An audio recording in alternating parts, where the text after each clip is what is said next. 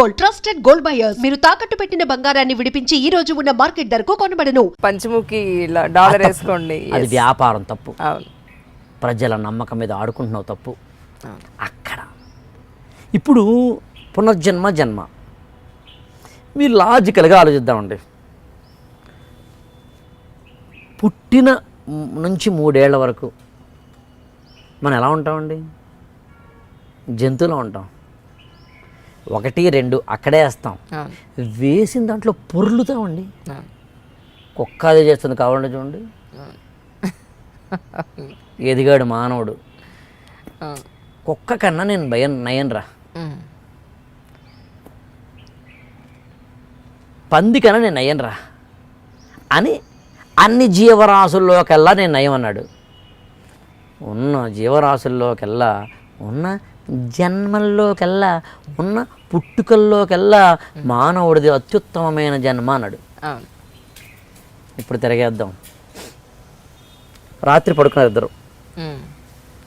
పడుకున్నప్పుడు ఫిజికల్గా ఒకలాగే ఉన్నారు. తెల్లారింది లేచారు ఒకలాగే ఉన్నారు. ఓ రోజు మళ్ళీ పడుకున్నారు, ఒకళ్ళు లేవలేదు. ఫిజికల్గా అలాగే ఉన్నాడు. అత్యంత ప్రాచీన మానవుడికి వీడికి ఏం జరిగిందో అర్థం కాలే. వీడికి ఏం జరిగిందో అర్థం కాలే. హార్ట్ అటాకా ఇంకోటా తెలియదు.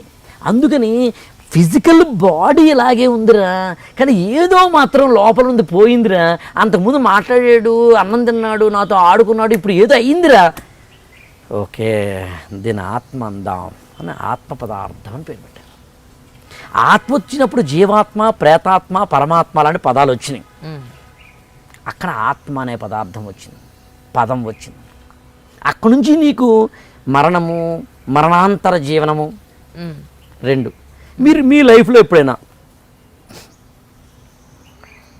ఎవరైనా ఒక వ్యక్తి చనిపోతే ఆ కుటుంబ సభ్యులు ఎవరో ఒకరు డిప్రెస్ అయిన సందర్భాలు మీరు చూసి ఉండొచ్చు.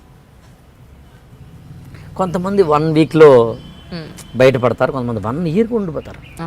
నాకు తెలిసిన ఒక ఆయన వాళ్ళ ఆవిడ చనిపోతే 3 ఏళ్ల పాటు మనిషి కాలైపోయాడు. 3 ఏళ్ల పాటు మనిషి కాలే, అందులో నుంచి బయటికి రాలేరు చాలామంది. ఇది ఇల్లాజికల్ ఇన్సిడెంట్ ఆయన లైఫ్లో. ఎందుకు జరిగిందో తెలియదు.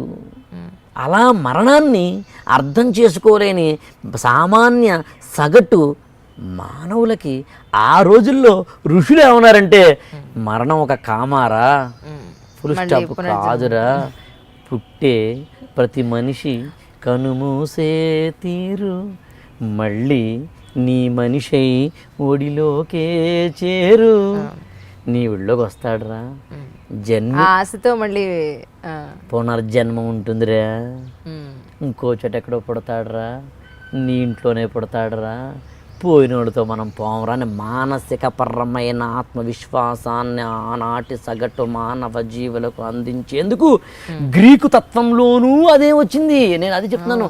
Greek, Latin, European countries, India, మొరాక్కో, అంటే ఇరాక్, ఇరాన్, మెసపోటోమియన్ అంటారు, వీటన్నిటిలో ఇవే ఉన్నాయి. నేను ఈ పుస్తకం అందు ఆంథ్రోపాలజీ చదవండి 3 అన్న కారణం అది. నేను ఆంథ్రోపాలజీ పుస్తకం రాసి మళ్ళీ రివైజ్ చేసుకుంటున్నాను. చూడండి, రివైజ్ పేపర్లు ఉంటే అర్థమేంటి, ప్రతిరోజు ఏదో కొత్తగా రాస్తుంటే నోట్స్ రాసుకుంటున్నట్టేగా. ఇది ఐఏఎస్ ప్రిపేర్ అవుతున్న పిల్లలకు చదువుతున్న పుస్తకం అయి ఉండొచ్చు కానీ అది చెప్తుంది అదే. సో అలా వచ్చింది ఆత్మ, జన్మ, పునర్జన్మ, పరమాత్మ తప్పించి కానీ మరొకటి కాదు. 2 ఉపనిషత్తులు చదివితేనండి, ఈ ఉపనిషత్తులు ఏం చెప్తాయి సింపుల్గా అంటే,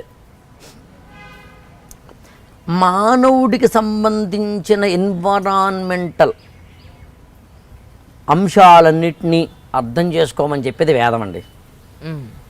వేదంలో దేవుడు లేడండి. వేదములో దేవుడు లేడు. ఇంకేం చెప్పాలి నేను? దైవత్వ భావన ఉంది, అది వేరు. 2 వేదాలు కర్మకాండలు చెప్పాయి. అరే ఇక్కడ యజ్ఞం చేయి, ఇక్కడ యాగం చేయి, ఇక్కడ యజ్ఞం చేయి, ఇక్కడ యాగం చేయి.